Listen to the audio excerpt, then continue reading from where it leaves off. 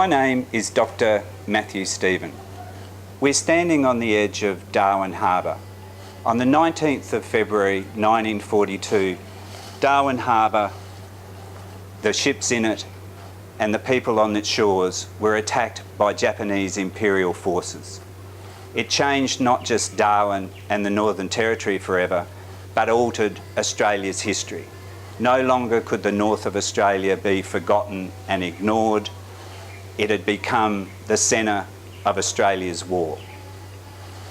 The Northern Territory at War documentary film project sets out to explore not just these big stories about World War II, but some of the smaller histories that are less well known, the stories of its people and its places beyond Darwin.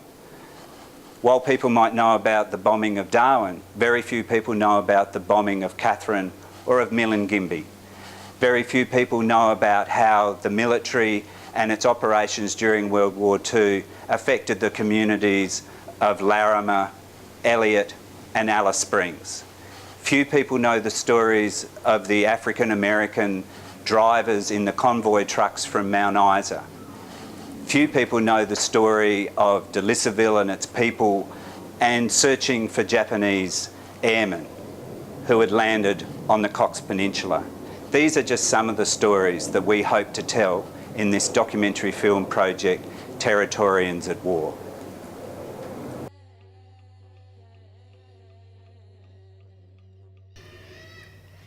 We want to commemorate the bombing while it's still in living people's memories.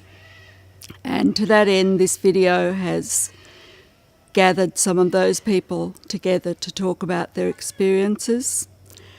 We're also finding now, by research and by physically searching, we're finding the relics that are still around today that tell of that time. Look, we all know that Katherine was bombed on the 22nd of March 1942, but of course there's a lot of history that sits behind that and what went before that. I mean, what is a very significant day in Katherine's history. Of course, the war started in 1939, in 1940, and then grew over time. Of course, that dragged Australia into this conflict. I was born in Katherine, 6th of June, 1939, 2 years before the bombing of Katherine. We lived on the bank of the Katherine River, up on Giles Street there. Japanese planes was flying over Katherine. My parents were peanut farmers on the riverbank of Katherine, about 13 k's out of Katherine. And Dad used to grow peanuts and stuff, and Mum was housekeeper and stuff. About 1942, I think it was, we were told that the Japanese were around, and all of a sudden we heard planes flying over. Katherine, you could imagine at that time, was really bustling. And one big significant part for Katherine, it was bombed on the 22nd of March 1942.